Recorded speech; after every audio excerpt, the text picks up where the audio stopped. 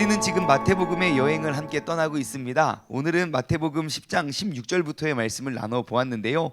마태복음 10장 1절부터의 내용을 살펴보면 예수님께서 제자들을 부르셨고 그리고 제자들을 보내십니다. 예수님께서 제자들을 보내신 이유와 그 목적, 그리고 예수님께서 제자들을 보내실 때 누구에게 보내시는지도 우리가 함께 살펴보았습니다. 예수님께서 제자를 부르신 이유는 제자들을 보내기 위함이고, 그럼 그 제자들을 누구에게 보냈는가라고 생각하면서 우리가 살펴보았을 때 예수님께서는 제자들을 병든 자들, 그리고 죽은 자들, 그리고 부정한 자들, 그리고 귀신 들린 자들에게 보냈음을 우리는 알 수 있습니다. 그래서 우리 역시 예수님의 제자라면, 우리가 보냄 받은 자들이라면 항상 꽃길만 걸으리라는 것은, 그것은 주님의 뜻이 아닐 수도 있다는 것이에요.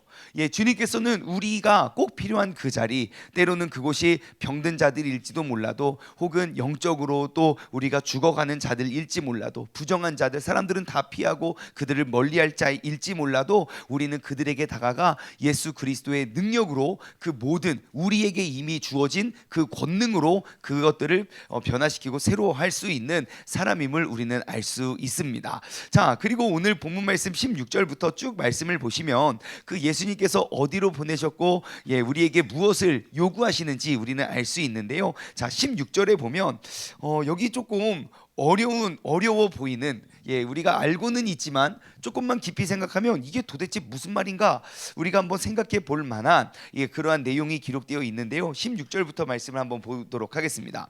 보라, 내가 너희를 보냄이. 자, 이제 내가 너희를 보내는 것이 양을 이리 가운데로 보냄과 같도다 그래요. 자, 여기서 말하는 보라라는 거는 자 보세요. 자, 보세요. 이런 거예요. 그러니까 지금 주목하고, 이두라는 것은, 자, 주목하세요. 자, 집중하시고 잘 한번 보세요. 자, 그러면서 강조하기 위함이죠. 내가 너희를 보냄이 양을 이리 가운데로 보냄과 같도다. 자, 그러면 우리는 알 수 있어요. 양. 여러분, 우리는 우리가 누구래요? 양이래요. 그리고 우리가 만나게 될 사람들, 우리가 이제 앞으로 직면하게 될 사람들은 누구래요? 일이. 네, 우리는 양이 됐어요. 우리는 양과 같은 존재고요. 일이 가운데로 보냄과 같대요. 자, 그러면 우리는 양은 어떠한 특징을 가지고 있는 동물인지, 우리가 양이라고 하니까 우리가 또 살펴보아야 되지 않겠습니까? 양의 10가지 특징을 예전에도 한번 말씀드렸는데, 다시 한번 우리가 떠올려 봤으면 좋겠어요. 여러분, 양에게는 이러한 특징들이 있습니다. 첫 번째, 양은요, 눈이 나쁩니다. 눈이 나빠서요, 멀리를 보지 못하고요, 그냥 눈앞에 보이는 것만 따라가요. 그래서 내가 이 사람을 쭉 따라가다가 강아지가 쑥 지나가잖아요. 그리고 또 이쪽을 따라가요. 그때 뭐가 앞에 쑥 지나가면 또 그를 따라가요. 그리고 멀리를 보지 못해서 가까이만 보고. 자, 두 번째 특징, 잘 속는데요. 그래서 양은요, 자신 스스로가 분별력을 가지고 있지 않아서 그냥 눈앞에 지나가는 것, 그게 목자인지 그게 이리인지 그게 강아지인지 알지 못하고 그냥 자기 앞에 있는 것들만 따라가게 된대요. 자, 세 번째, 잘 넘어진대요. 네, 여러분 양 아시잖아요. 양 몸매 아시죠? 굉장히 하체가 날씬합니다. 상체에 비해서. 그래서 잘 넘어져요. 띠뚱띠뚱. 그리고 네 번째, 넘어지면 못 일어난대요. 일단 한번 어이구 깜짝이야 하고 넘어지면 스스로 일어날 수가 없어가지고요. 그래서 목자가 와서 일으켜 세워줄 때까지 그냥 그대로 누워 있대요. 다섯 번째, 중심을 금방 잡지 못한대요. 그래서 목자가 일으켜 주잖아요. 그러면 딱 일어나서 벌떡 이렇게 걸어가는 게 아니라 딱 일어나서 한참 또 중심을 잡는 데 시간이 걸린대요. 그래서 목자는요, 양이 똑바로 걸을 수 있도록 그를 일으켜 세워주고 계속 지켜봐야 된대요. 여섯 번째, 이기적이고 제멋대로래요. 새끼 양들이 배가 고파서 어미로 보이는 양에게 다가가서 우유를 이렇게 얻으려고 하잖아요. 그러면 그 새끼가 오잖아요. 그럼 어미는 어떻게 해야 됩니까? 이거 우리 새끼 왔죠, 냥냥냥냥냥 하고 양을 먹여줘야 되는 거 아닙니까? 예, 그런데 아주 매정하게 뿌리치고 그냥 가버린대요. 예, 그런 것도 없대요. 그래서 굉장히 이기적이고 제멋대로 행동을 할 때가 많다고 해요. 그래서 목자가 없으면요, 양은 각기 그냥 자기 먹을 것만 생각하고 남을 배려하는 것도 없대요. 자, 7번째 특징, 방향 감각이 없대요. 예, 양들은 방향 감각이 없고 아까 시력이 나쁘다고 했잖아요. 첫 번째 특징이. 그래서요, 그냥 앞에 낭떠러지가 있어도 딱 멀리 보고 이제 떨어지네. 그러면 이제 안 가야 되거든요. 근데 앞에 뚝 떨어지면 그냥 나도 가서 그냥 뚝 떨어진대요. 예, 그래서 그런 것도 특징이고. 네, 그리고 8번째, 반드시 왔던 길로 다시 돌아온다는 거예요. 그래서 양들은요, 반드시 한번 떠나왔던 길로 다시 돌아간다고 합니다. 귀소 본능이 굉장히 뛰어난 그러한 동물이 양이라고 해요. 9번째 특징, 예, 방어력이 제로입니다. 예, 방어력이 제로예요. 뭐 큰 뿔이 있는 것도 아니고 사나운 이빨이 있는 것도 아니고, 아니면 엄청나게 빨리 도망갈 수 있는 튼튼한 다리가 있는 것도 아니고요. 뭐 이것도 저것도 없으면 털이 엄청 삐죽삐죽하던데 그것도 아니고, 아니면 그것도 없으면 방구라도 엄청 세게 껴가지고, 아니면 뭐 독극물을 뱉든가 그런 것도 하나도 없어서 자기 자신을 자기 스스로 지켜낼 수 있는 방어력이 없다는 거예요. 마지막 10번째, 죽을 때가 되면 굉장히 온순해진대요. 그래서 염소나 돼지 등의 동물은 죽음 바로 직전에 막 발버둥을 치는데, 예, 양은요 그냥 죽음 앞에서 체념한 듯 온순해진다고 합니다. 자, 그게 바로 양이에요. 자, 그럼 우리가 양과 같대요. 그런 양과 같은 우리를 이리 가운데 보낸다 함은 이게 무엇을 말합니까? 여러분, 양의 10가지 특징을 다 살펴보면요, 양이 생존할 수 있는 이리 가운데를 떠나서 그냥 양 무리 가운데서도 양들이 생존할 수 있는 유일한 방법은 무엇입니까? 예, 목자가 있어야 된다는 것이에요. 목자를 떠나서는 아무것도 할 수 없는 것이 양입니다.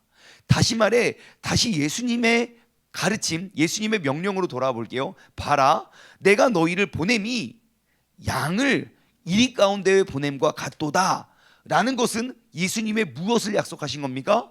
내가 너희를 보냄이 내가 너희의 목자가 되어 주겠다는 것이겠지요. 왜요? 주님께서는 우리에게 말씀하여 주셨잖아요. 내가 세상 끝날까지 너희와 항상 함께 하겠다. 그 말이 무슨 말입니까? 우리는 양이고 우리를 보냄이 이리 가운데 그렇게 보냄이 내가 너와 늘 함께 하겠다는 약속이 우리에게 주어졌다는 것이에요. 주님께서는 우리를 맹수와 같이 보내지 않으셨어요. 너희를 양과 같이 보냈어요. 그렇기 때문에 우리는 늘 매순간 우리를 이끄시고 인도하시는 주님과 교통하고 동행하며 우리는 나아가야 하는 줄 믿습니다. 그렇다면 우리가 오늘 이 하루 가운데 주님의 보내심을 받은 양이 되기 위해선, 여러분, 우리는 무엇을 기억해야 됩니까? 나를 이끄시는 나의 목자 되시는 그 예수 그리스도를 우리는 바라보고 이끌림을 받아야 된다는 것이에요. 우리와 늘 우리 안에 계셔서 우리에게 내주하시는 그 성령님을 우리가 의지하며 나아갈 수 있는 그런 복된 하루가 되기를 주님의 이름으로 간절히 소망합니다. 자, 다시 16절로 돌아올게요. 보라, 내가 너희를 보냄이 양을 이리 가운데로 보낸과 같도다. 그러므로 너희는 뱀같이 지혜롭고 비둘기같이 순결하라 그래요. 이거 우리가 잘 알고 있는 말씀이에요. 자, 근데 저는 묵상을 하는데 도통 이해가 되지 않더라고요. 여러분, 뱀같이 지혜롭고 비둘기같이 순결하라. 뱀같이 지혜롭고 비둘기같이 순결하라. 분명히 여러분, 뱀이 지혜롭습니까? 뱀이 지혜로워요? 그럼 비둘기는 순결해요? 그러면 다른 동물은요? 다른 동물은 순하고 비둘기는 순결하고. 그렇구나. 그럼 뱀보다 지혜로운 동물은 없어요? 뭐가 뱀보다 더 지혜로울까요? 호랑이가 더 지혜롭고 원숭이가 더 지혜롭지 않을까? 그렇겠죠. 근데 왜 예수님은 뱀처럼 지혜롭고 비둘기처럼 순결하라고 했을까요? 하나님 믿어서. 그렇죠? 예, 여러분, 뱀처럼 지혜롭고 비둘기처럼 순결하라, 이게 무슨 말입니까? 여러분, 뱀이 순결할 수 있을까요? 비둘기가 뱀처럼 교활할 수 있을까요? 이게 뱀이 되라는 겁니까? 비둘기가 되라는 겁니까? 한 번만 생각해 보자고요. 맞아요. 우리 다 알고 있는 말씀이에요. 뱀처럼 지혜롭고 비둘기처럼 순결하라는 거 다 아는데 이게 지금 뱀이 되라는 거예요? 비둘기가 되라는 거예요? 그래서 제가 이것을 묵상하면서 여기에 딱 멈췄어요. 이게 뭐지? 뱀이 되라는 건가? 비둘기가 되라는 건가? 제가 이거를 묵상하는데 머릿속에 딱 떠오르는 이미지가 하나 딱 있더라고요. 제가 사진 하나를 갖고 왔는데요. 여러분 이게 어떠한 동물인지 한번 맞춰보세요. 자, 한번 보여주세요. 자, 이게 어떠한 동물입니까? 이게 개입니까? 새입니까? 분명 새처럼 날개는 있는데 가까이 오면 개처럼 물릴 것 같아요. 예, 이게 그 유명한 개새라는 동물인데요. 개새. 예, 다른 종자도 있어요. 예, 자, 예, 시베리안 개새. 정말 무섭지 않습니까? 여러분 한번 보세요. 얘가 개입니까? 새입니까? 예? 예. 그래서 제가 머릿속에 딱 떠오르는 장면이 뱀처럼 지혜롭고 비둘기처럼 순결하라. 제가 또 인터넷 검색해봤잖아요. 어떤 작가가 머리는 뱀이고 몸은 비둘기를 또 그려놨더라고요. 근데 영 이상해가지고 뭐 이렇게 저기 할 수는 없는데, 예, 여러분 뱀과 비둘기는 이렇게 어울리는 그런 동물이 아니에요. 그래서 제가 오늘 말씀의 제목을 뱀둘기라고 정해보았어요. 뱀둘기. 왜냐하면 뱀처럼 지혜롭고 비둘기처럼 순결하라고 해가지고요. 자, 그러면 우리가 뱀둘기가 과연 누구이고 우리가 뱀둘기가 되라고 했는데 너희는 뱀처럼 지혜롭고 비둘기처럼 순결하라고 했으니까 그럼 도대체 뱀둘기는 우리가 뱀둘기는 무엇이고 어떻게 하는 것이 옳은 것인지 우리가 한번 생각해 보았으면 좋겠어요. 자, 그러면 우리가 이제 뱀둘기라고 한번 해봅시다. 주님께서 우리를 세상에 보냈어요. 그럼 내가 너희를 보냄이 양을 이리 가운데 보낸 것 같다. 그러면서 너희는 뱀둘기가 되라 그랬어요. 자, 그러면 뱀둘기의 활동 무대는 어디일까요? 어디죠?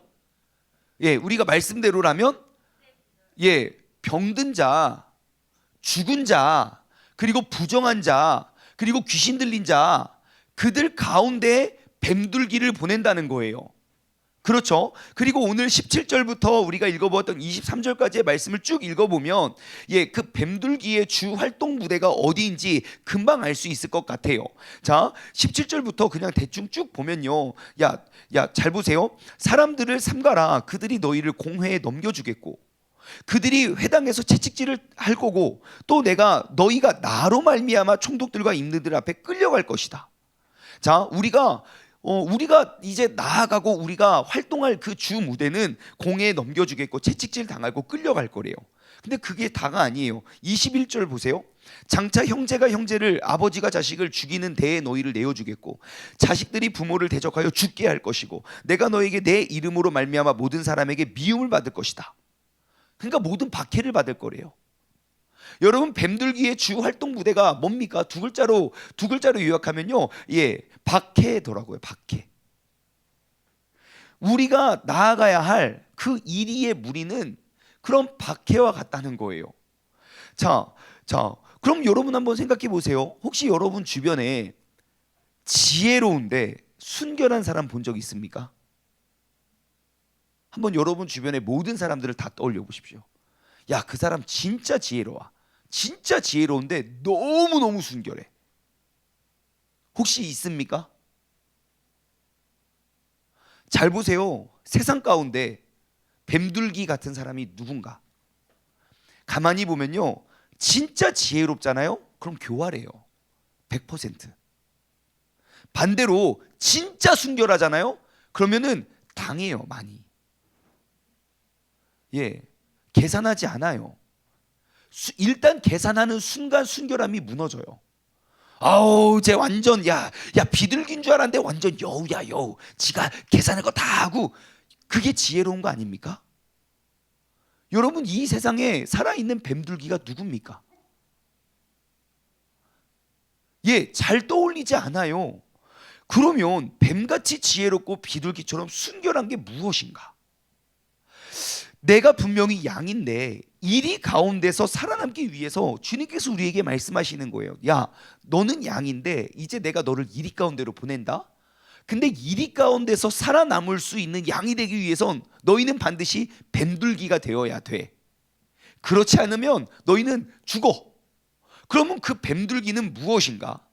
우리가 세상 가운데 뱀들기를 찾아보기는 어려워요. 성경 속에서 뱀들기를 한번 찾아봅시다. 여러분, 성경 속에서 진짜 뱀처럼 지혜로운데 비둘기처럼 순결한 사람이 있어요. 누굴까요? 예수님이죠. 예수님이 엄청 순결하세요. 근데 어느 곳에 가도 예수님이 눌리지가 않아요. 계산하지 않아요. 항상 내가 손해보고요, 내가 피해보고요, 내가 그냥 엎드려요. 사람들이 애워싸더라도 여러분, 예수님은 우겨쌈을 당하지 않아요. 아주 순결하거든요. 또 누가 있습니까? 예수님의 제자들이 좀 그렇지 않습니까? 예수님이 잡혀가기 전까지 제자들은요, 자신들 계산했어요. 예수님이 죽으러 가는 예루살렘으로 향하는 길에도 지금 뭐 자청용 우베코처럼 예수님 이제 이제 왕으로 오신다고요? 그러면 왼쪽 의자에는 나 앉혀주시고 오른쪽 의자에는 누구 앉혀주시고요. 자신의 유익을 생각했다고요. 그리고 예수님이 잡혀갈 때 야, 내가 생각하는 그런 왕의 모습이 아니네. 마치 로마의 황제보다 더 큰 멋진 모습으로 이 땅에 오실 줄 알았어요. 근데 너무 힘없이 잡혀가시는 모습 보고 야 이거 내 계산이랑 다르네 하고 다 도망갔어요. 근데 예수님이 부활하심을 알고 부활하심을 경험한 이후에 그들은 정말 어떠한 유혹과 어떠한 시험에도 그들은 굴하지 않고 어떠한 피해와 손해에도 그들은 굴복하지 않고 주님께 순종해요.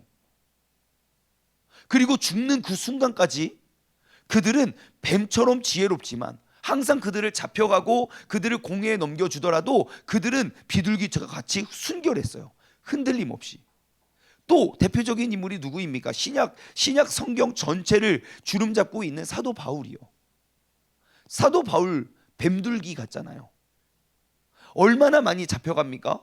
지금 우리가 17절에서 23절처럼 읽어본 것처럼 사도 바울을 죽는 데에 내어주고 21절 자식들이 부모를 대적하여 죽게 하고 그리고 또 너희가 내 이름으로 말미암아 모든 사람에게 미움을 받을 것이고 하지만 어떻게 합니까? 그는 끝까지 견뎌내요. 세상의 그러한 모든 공격에 그는 당하거나 넘어지거나 쓰러지지 아니하고요. 그냥 그것을 굳게 지키며 그 길대로 가요. 여러분, 이제 뱀들기가 어떠한 존재인지 조금 아시겠습니까? 주님께서 우리에게 말씀하시는 거예요. 우리가 세상에서 나아가 승리하기 위해선 반드시 뱀들기가 되어야 된다고요. 지금 우리가 살아가는 세상 가운데 우리가 세상에서 승리하기 위해선 뱀들기가 되어야 합니다. 뱀들기의 특징은 무엇입니까? 모든 박해 속에서도 믿음이 흔들리지 않는 사람이에요. 어떠한 유혹과 어떠한 시험과 어떠한 핍박이 와도 내가 믿음으로 영적으로 타협하지 않는 사람이라고요. 내가 이렇게 힘들어 이렇게 계산을 해가지고 이렇게 따르는 것이 아니고 저렇게 따르는 것이 아니라 그 지혜는 무엇입니까? 하나님의 계산법이고 하나님의 지혜예요. 세상 속에서 우리가 하나님의 방법대로 밀어붙이는 게 지혜라고요. 이러면 이렇게 저러면 저렇게 그때마다 상황마다 내가 봐면서 교활하게 움직이는 것이 아니라 어떻게 하면 이 상황 속에서 지혜롭게 말씀을 지켜낼 수 있을까? 어떻게 하면 이렇게 억울한 상황 속에서 지혜롭게 믿음을 유지할 수 있을까? 그 지혜가 필요한 거예요. 내가 교활하게 그냥 이리저리 피해 다니는 것이 아니라 내가 흔들리지 아니하고 이 말씀과 이 믿음을 지켜낼 수 있는 지혜가 필요하다고요. 세상 사람은 세상 어디에서도 얻을 수 없는 그러한 지혜예요. 그게 뱀들기의 특징이라는 거예요. 그럼 우리가 본문 말씀을 통해서 그럼 뱀들기는 과연 어떠한 사람인가? 우린 두 가지 지혜를 얻을 수 있어요. 첫 번째, 뱀들기의 특징. 첫 번째 무엇입니까? 19절이에요. 19절을 위해서 제가 17절부터 읽어드릴게요. 사람들을 삼가라. 이 삼가라가 뭡니까? 영어로는 이렇게 기록되어 있더라고요. Be on your guard예요. 그러니까 너 스스로를 지켜라 라는 거예요. 예, 너를 지켜라. 주의해라. 예, 그 가드, 보디가드처럼 예, 너를 지켜, 너희 스스로를 지켜래요. 예, 너희를 예, 주의하래요. 뭐를 주의하냐면요, 이제 너희를 공회에 넘겨주겠고 그들이 회당에서 너희를 채찍질을 할 거고 또 너희가 나로 말미암아 총독들과 임금들 앞에 끌려간대요. 이는 그들과 이방인들에게 증거가 되게 하려 하심이니라. 우리가 예수 그리스도의 살아계심 증인이 되기 위해선 때로는 공회에 넘겨질 수도 있고 채찍질을 당할 수도 있고 우리가 끌려갈 수도 있어요. 그러면 여기서 뱀같이 지혜로운 게 무엇입니까? 어떻게 하면 풀려날까? 어떻게 하면 안 잡혀갈까? 어떻게 하면 안 끌려갈까가 아니라는 것입니다. 우리가 알고 있는 지혜는 끌고 가고 채찍질하고 끌려갈 때 우리가 안 끌려가고 감옥에서 도망가는 게 우리는 지혜라고 생각하시죠? 아니요. 뱀처럼 지혜로운 건 그런 상황 속에서도 내가 예수 그리스도를 증거하고 증언할 수 있는 게 지혜라고요. 이 공식을 알면 사도 바울이 에베소에서 감옥에 갇혔을 때, 그가 풀려났을 때, 옥문이 열렸을 때 왜 도망가지 않았는지 금방 알 수 있어요. 거기서 잡혀가지 않는 게 지혜가 아니라, 어떻게 하면 빨리 풀려날까가 지혜가 아니라, 그곳에서 어떻게 하면 내가 주님의 증인이 되어서 증거를 할 수 있을까? 그 공식이 성립이 돼요. 우리가 예수님이 너희를 뱀처럼 지혜롭고 비둘기처럼 순결하라, 그 보냄의 사명을 안다면 우리는 그 에베소 교회에서 왜 사도 바울이 그 에베소에서 도망가지 않았는지 우리는 알 수 있다고요. 여러분, 이제는 우리의 믿음과 우리의 신앙을 말씀 위에서 답을 찾았으면 좋겠어요. 자, 증거가 되게 하려 합니다. 그래요. 그래서 그 뱀들기의 첫 번째 특징 19절, 너희를 넘겨줄 때에 어떻게 또는 무엇을 말할까 염려하지 말래요. 뱀들기의 첫 번째 특징은 뭔지 아십니까? 염려하지 않는 것입니다. 왜냐? 그때에 너희에게 할 말을 주실 것인데 말하는 이는 너희가 아니라 너희 속에서 말씀하시는 이 곧 너희 아버지 성령이시니라. 아멘. 여러분, 뱀들기의 특징은요, 어떠한 상황 속에서도 염려하지 않는 사람입니다. 말씀대로라면 공회에 넘겨주고, 억울하게 공회에 넘겨줘도, 억울하게 회당에서 보란듯이 채찍질을 몰매를 맞아도, 그리고 내가 총독들과 임금들 앞에 끌려갈지라도 염려하지 말래요. 모든 상황 속에 그게 뱀처럼 지혜로운 것입니다. 그러한 상황에 피해가고 또 이렇게 처하지지 않는 것이 아니라 그러한 상황 속에서도 내가 염려하지 않는 지혜를 구해야 돼요. 그것이 주님께서 우리에게 말씀하여 주시는 지혜예요. 그리고 베드로를 한번 보십시오. 예수님이 승천하신 이후에 사도행전 1장에 주님의 명령을 가지고, 사도행전 2장에 성령을 받고, 사도행전 3장에 이제 나아가 안진뱅이를 일으켜요. 안진뱅이를 일으킨 게 죄가 아니잖아요. 분명히 주님의 능력을 행한다고요. 그런데 4장에 옥에 갇혀요. 정말로 공회에 넘겨졌고, 정말로 채찍질을 당했고, 정말로 사람들 앞에 끌려갔어요. 베드로가 어떻게 합니까? 그 산헤드린 공회원, 그 72명의 그 똑똑한 사람들 다 앉혀놓고 그 앞에서 뭐라고 합니까? 성령이 이끄시는 대로, 성령이 그에게 말하게 하시는 대로 그는 선포해요. 그 지혜로 그는 그곳에서 이겨난다고요. 그들이 감당하지 못하게. 여러분, 우리가 오늘 하루를 살고 앞으로의 인생을 사실 때 분명히 우리가 믿음을 무너뜨리기 위한 유혹과 시험과 환난이 올 거예요. 내가 그 믿음을 순결하게 지키기 위해서 분명히 우리에겐 공회에도 넘겨질 거고 채찍질도 당할 거고 끌려갈 수도 있어요. 하지만 내가 믿음을 꺾어내므로 그 상황에서 모면하는 지혜를 얻지 마세요. 그거는 예수님 모르는 사람도 다 얻을 수 있습니다. 하지만 우리가 구해야 할 것은 우리가 그러한 상황 속에서도 믿음을 지켜내고 믿음으로 그 모든 상황을 이겨낼 수 있는 지혜를 얻으시기 바랍니다. 우리가 모든 상황 속에 염려하지 않는 것, 그것이 뱀들기의 첫 번째 특징입니다. 자, 뱀들기의 두 번째 특징 22절인데요 21절부터 읽어볼게요. 장차 형제가 형제를, 아버지가 자식을 죽이는 데에 내어주며 자식들이 부모를 대적하여 죽게 하리라. 또 너희가 내 이름으로 말미암아 모든 사람에게 미움을 받을 것이나 받을 것이래요. 자, 무슨 말이냐면요, 정말 초대교회의 로마 제국에서 초대교회 교인들을 핍박하는 모습이 떠올라요.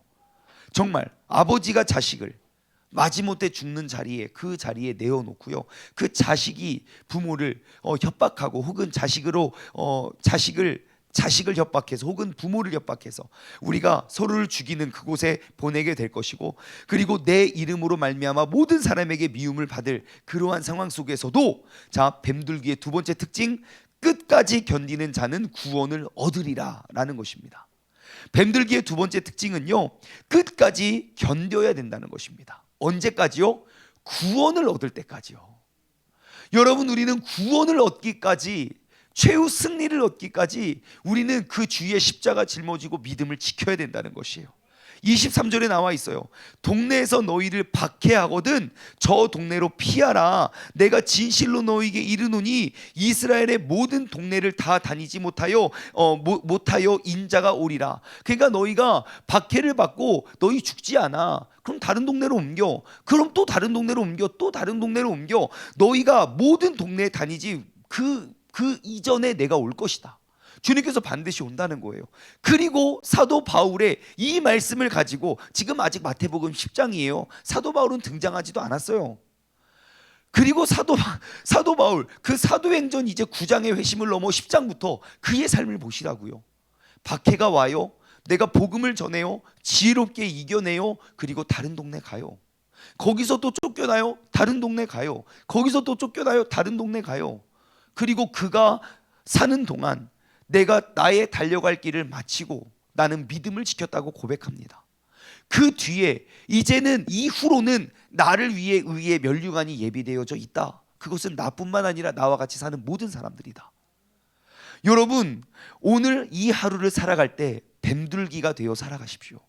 앞으로 살아갈 모든 날 동안 여러분, 마태복음 10장 16절 말씀을 꼭 기억하십시오. 보라, 내가 너희를 보냄이 양을 이리 가운데로 보낸과 같도다. 그러므로 너희는 뱀같이 지혜롭고 비둘기같이 순결하라. 그 뱀들기의 삶은 환난과 박해와 그러한 억울함과 그러한 것들을 당하지 않는 인생이 아니라, 그 속에서 믿음을 지켜내고 끝까지 견뎌낼 수 있는 것이 우리의 믿음임을 주님의 기억하시고, 우리가 그러한 삶을 살아갈 수 있도록 우리가 오늘 하루도 승리함으로 나아가기를 주님의 이름으로 간절히 소망합니다. 기도하겠습니다. 하나님 아버지, 감사합니다. 오늘 이 아침에 주님께서 우리를 이 새벽에 부르신 주님의 이유와 그 목적은, 우리는 이 세상 가운데 이제 우리가 새벽 예배를 마치고 오늘 하루를 또 우리가 살아갈 때에, 하나님, 정말 우리는 양이 되어 이리 가운데로 보냄과 같다고 주님께서 말씀하셨습니다. 하지만 그 양이 이리 가운데서 살아남을 수 있는 유일한 방법은 우리가 뱀들기가 되는 것밖에 없는데, 뱀들기의 첫 번째, 어떠한 환경과 상황 속에서도 우리가 나를 이끄시는 그 목자 되시는 예수 그리스도, 내 안에서 나를 언제나 진리 가운데로 인도하시는 성령님을 의지하여 우리는 염려하지 않는 것이고, 그리고 두 번째, 우리는 모든 사람들이 미워하는 그 미움의 상황 속에서 끝까지 견뎌낼 수 있는 그러한 사람 되는 것이 바로 뱀들기의 특징임을 우리가 기억하고 우리가 나아가게 하여 주시옵소서. 이제 앞으로는 우리가 정말 뱀처럼 지혜롭고 비둘기처럼 순결한 사람이 과연 어디에 있는가라고 이야기할 때, 바로 나의 이름이, 우리의 이름이 떠올릴 수 있는 우리 모두가 되게 하여 주옵소서. 감사드리며 이 모든 말씀 살아계신 예수 그리스도의 이름으로 기도드리옵나이다. 아멘.